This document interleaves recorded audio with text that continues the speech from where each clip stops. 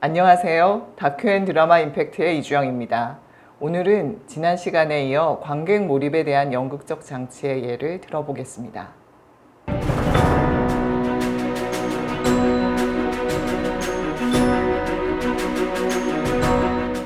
프랑스 철학자 자크 랑시에르는 관중이 수동적 구경꾼이 되는 대신에 능동적 참여자가 되는 연극이 필요하다고 강조한 바 있습니다.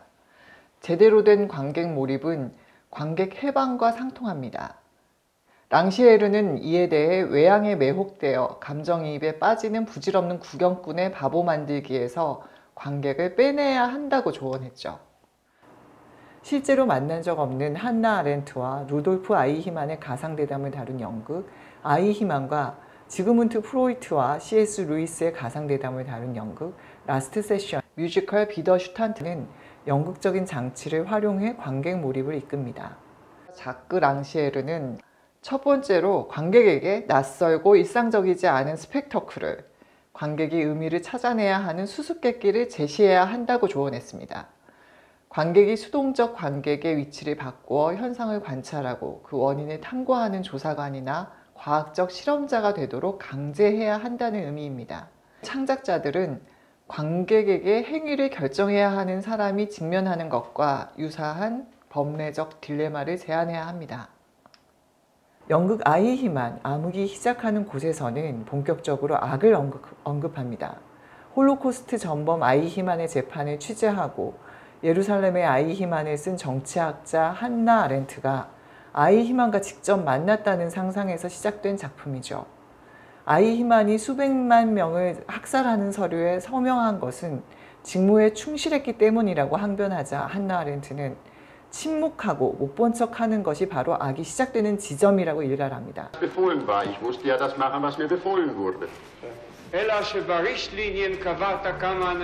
영화 한나 아렌트는 아이히만이 직무에 충실했을 뿐이라고 강조하는 예루살렘의 재판 과정과 이를 취재하는 한나 아렌트를 클로즈업합니다.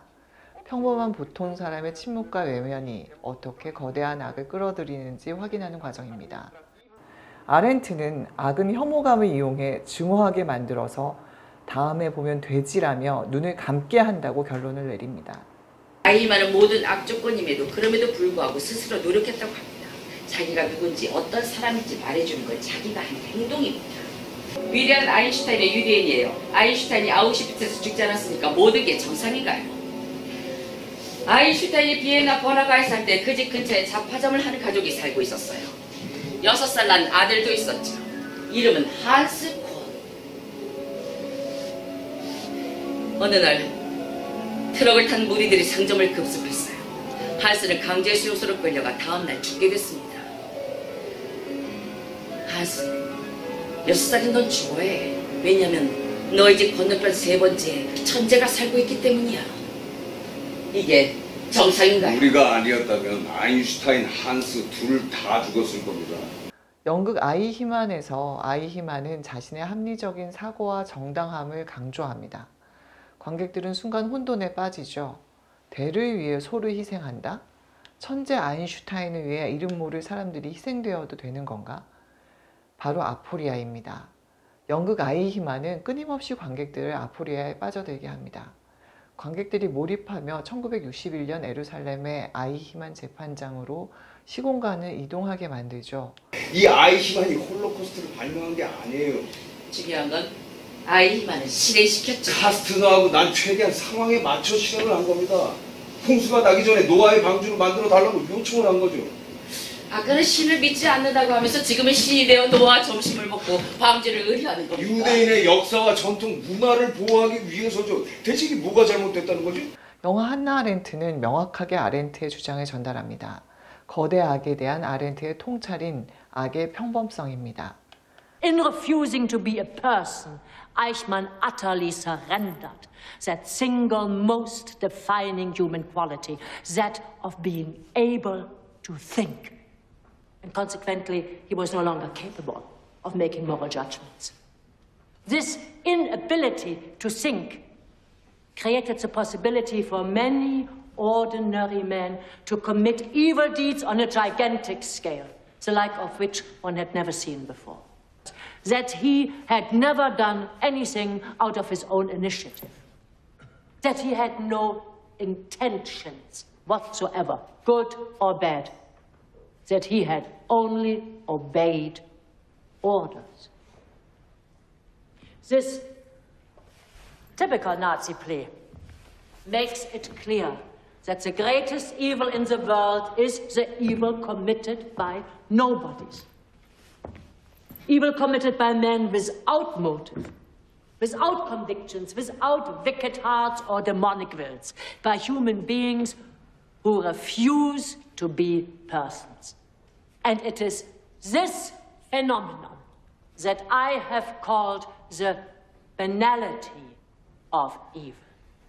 연극 아이히만은 언뜻 보면 합리적으로 보이는 아이히만의 주장에 대해 한나 아렌트가 하나하나 문제가 무엇인지 짚어주는 과정이 연극적으로 펼쳐집니다. 무대 위 동선과 표정, 소품 등을 통해 관객들이 스스로 혼돈에서 벗어나 명확히 무엇이 문제인지 되새기게 합니다. 연극 아이히만은 샤워기를 연상케 하는 조명과 가스가 뿜어져 나오는 벽체 구멍을 통해 관객들로 하여금 죽음의 가스실을 체험케 합니다. 극 중간중간 가스가 뿜어져 나오는 샤워실 벽체에는 홀로코스트 영상이 흐릅니다. 공포에 떨며 기차역에서 기다리는 여행자 차림의 유대인들 자료 화면이 대부분입니다. 관객들이 현재의 자신과 동일시하게 되는 이미지들이죠. 영화 한나 아렌트보다 연극 아이히만이 더 관객들을 소름 끼치게 하는 지점입니다. 연극 라스트 세션은 요란한 대국민 담화 라디오 뉴스로 시작됩니다.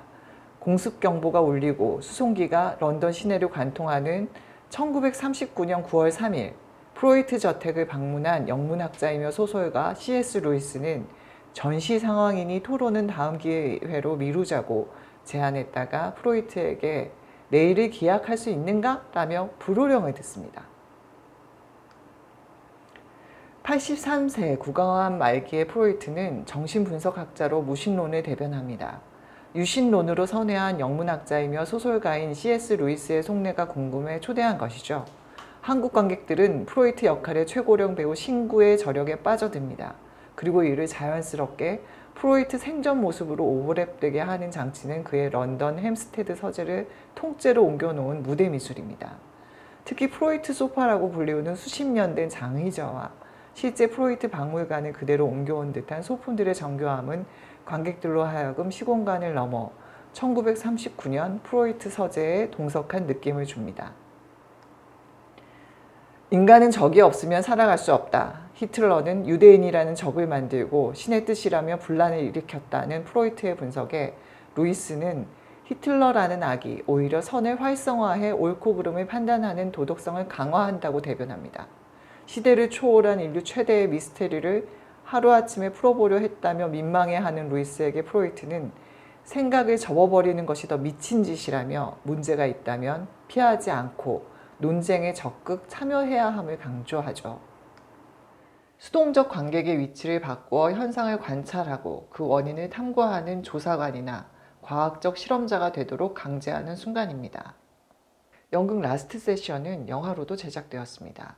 2024년 개봉 예정이라고 하죠. 안소니 호킨스가 프로이트로 변신했습니다. 연극 무대 위에서 긴박감 넘치는 티키타카로 관객들을 몰입하게 하는 이 작품이 영화를 통해 어떤 새로운 시선을 선사할지 기대됩니다. 한국 창작 뮤지컬 비더 슈탄트는 1938년 나치하 독일의 엘리트 스포츠 학교에 입학한 17세 청소년들의 시대상에 대한 고민과 갈등을 담고 있습니다. 주인공인 매그너스와 아벨은 목검으로 펜싱의 꿈을 키운 어린 시절 단짝입니다. 인종차별 수업에 반발하다 감금되면서 자신들이 졸업 후 유대인 학살에 참여하는 나치군이 됨을 확인하죠. 그 안에서 같은 학교 출신의 이미 2년 전 사망한 학생이 남긴 비밀과 영국 방송을 들을 수 있는 라디오를 찾아내죠. 유대인 선멸을 위한 수용소가 건설되었으며 학교 졸업생들은 군에 편입되어 전쟁에 나서게 된다는 사실도 알게 됩니다. 그들이 동원된 폭도 진압은 나치 수정의 밤이었고 그들의 총에 맞은 이들은 무고한 유대인 서민들이라는 사실도 확인합니다. 아벨은 친구들과 이 사실을 학교 전체와 세상에 알리겠다며 전단지를 배포합니다. 우리가 이 학교에 들어온 이유는 전부 다 다른 것이다. 모든 것은 거짓. 우리가 배운 모든 것은 거짓. 히틀러의 군인을 키우고 전쟁을 위해 단련을 하고 수치와 공포로 우리를 부추기고 서열과 경쟁으로 우리 자유를 빼앗고 똑같은 인간으로 똑같은 생각으로 똑같은 무기로 우리를 만들려고 하는 학교. 디더산 우리 눈을 떠야 한다. 디더산 깨어나서 맞서야 한다. 물살이 가르는 손으로 공을 차는 강한 다리로 단단한 주먹과 우리의 칼로 우리는 일어서야 한다. 디더산. 학교에 관심을 받으며 엘리트 코스를 밟던 매그너스는 딜레마에 빠지죠. 갑자기 단짝인 아벨이 죽으면서 딜레마는 결단으로 바뀌고 매그너스와 펜싱부 전원은 단합해 학교와 히틀러의 강압에 저항합니다. 제목인 비더슈탄트는 독일어로 저항이라는 의미입니다. 학생들의 저항으로 굳건한 히틀러 독재는 작지만 균열이 시작된다는 의미의 무대 예술도 인상적입니다. 나치를 상징하는 견고한 성벽에는 깊고 긴 칼자국이 자리합니다. 목소리가 봉인된 청소년들이 펜싱 대회에서 오르스 부호를 변형한 발구르기로 소통하며 히틀러를 향해 펜싱칼을 휘두릅니다. 순간 무대 전체가 굉음을 내며 칼자국 부분이 어긋나고 거대한 성벽은 기울어집니다. 소년들의 저항과 희생이 나치의 균열을 야기했음을 상징하는 무대 예술입니다. 친구와 가족, 그리고 나 자신의 존엄과 자율성을 지키기 위한 펜싱입니다. 대표 넘버 비더슈탄트의 우리는 눈을 떠야 한다는 작품 내내 반복되며 자기 주도적인 삶을 돌이키게 합니다. 작품의 맨 마지막 펜싱 부원들이 히틀러를 시해하고 자신들의 스승에게 총탄을 맞아 쓰러지는 순간 펜싱 경기장 전체에 뿌려지는 전단지는 객석 전체에도 뿌려집니다. 관객 몰입을 극대화하는 장치입니다.